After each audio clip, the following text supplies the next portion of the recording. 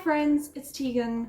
Welcome back to my channel, or should I say welcome to my channel. This is my first proper video, and in this video I'm going to be giving my review of the Shyft Forex app. I use the Shyft app to transfer my ZAR, my rands, into USD. Shyft also supports Australian dollars, British pounds and euros. I use it as a channel for my offshore investments, which I do in USD, and I find it super easy to use. It's really affordable. It does have a few limitations, but overall I don't think that any of them are deal breakers, and I think it's a really good app.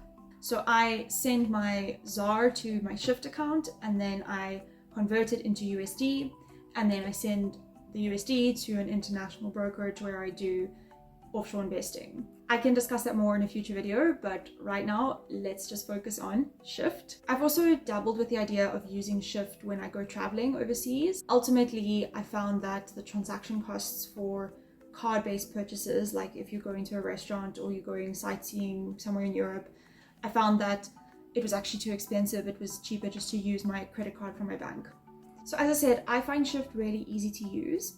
So I'm going to do a little walkthrough here of what it looks like. It does support biometrics, which is great because I can't be bothered to try and find a password. It will give you banking details that you can use to send your money to your Shyft account.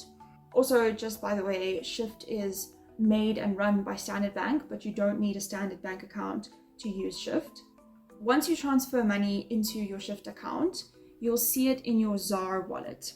They've got like all the different currencies at the top, and it'll show up in your ZAR. Then when you want to transfer to a different currency, you just go to that currency. So I could go to USD, and then I would click buy, and it would tell me how much I have available in ZAR, and it will give me a live rate. Also, it gives you a warning about the amount of money that you're allowed to take offshore, because as soon as you transfer your rands into US dollars, that counts as you actually taking your money offshore.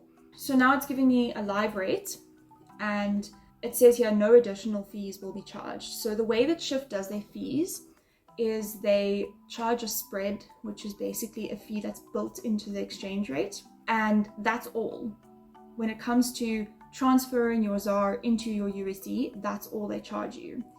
Then only later, when you actually want to send your USD somewhere else, so I mentioned earlier that I send my USD to an international brokerage account. So when I do that payment, then I have to pay a fee, and that's a flat rate of $14, which if it's a big enough amount that you're sending, it's really not that bad. Like you can get it down to like 1% of the amount that you're sending. Back to the rates, it gives you the rate, and then it'll update after, I think it's like 30 seconds or something, if you don't press buy now before then. But if you are happy with the rate, you press buy now, and then you'll get your USD. It's not going to let me do that because I don't actually have any money in my account. Once you've done that, then it'll show up in your USD wallet, and you'll see that when I've then sent USD to my brokerage account, it's charged me $14 each time. So that's what I use Shyft for, and that was like a brief overview of how it works. As you can see, it's super easy. It's very visual. It's got timelines, which is great. And as I explained, it's super cheap. There are options that are technically cheaper, but you have to have a higher amount that you're trying to transfer. There's some places that require you to transfer like 100,000 Rand at a time. If you're wanting to do little batches of payments that are, for me, my threshold is 25,000 Rand. If it's 25,000 Rand or more, then it makes perfect sense to use Shyft. There are also a couple of options that might work for cheaper, for lower amounts, but then it's like a little bit harder, you can't get it out. Shyft is just the all-in-one that is affordable, and you can send money from any bank account, and you can send money to any bank account afterwards once you've transferred it into USD. The other thing I really like about Shyft is that it was super easy to sign up. I just had to download the app, and then I had to go through some verification processes, like take a picture of my face, and I think I had to send my ID, like a picture of my ID. But I didn't have to go into a bank branch. I didn't have to wait in a line. I didn't have to give like the past 3 months bank statements and my birth certificate and all these things that some places require. That for me is a huge benefit. Like having ease of use when you're just starting using a tool is really great, right? There are a couple of niggles that I have with it. There are a couple of UI issues, like sometimes the exchange rate is like cut off on the UI. This is not really a fault of Shyft, but sometimes the payments take quite long and it's a bit scary, like when you're sending money, especially the first time when you're sending like 25,000 Rand and you don't know where it's going and you wait 2-3 days.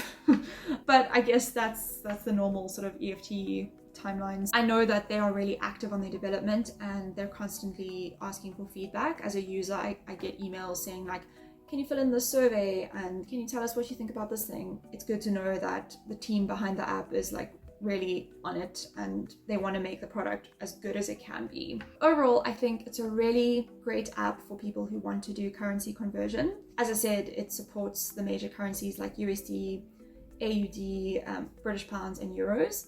I don't know if they're going to add new support for new currencies in the future. Thank you for watching, and if you enjoyed this and you'd like to see more content, please let me know in the comments what you'd like to see. My latest one will be here, and see you in the next one. Bye!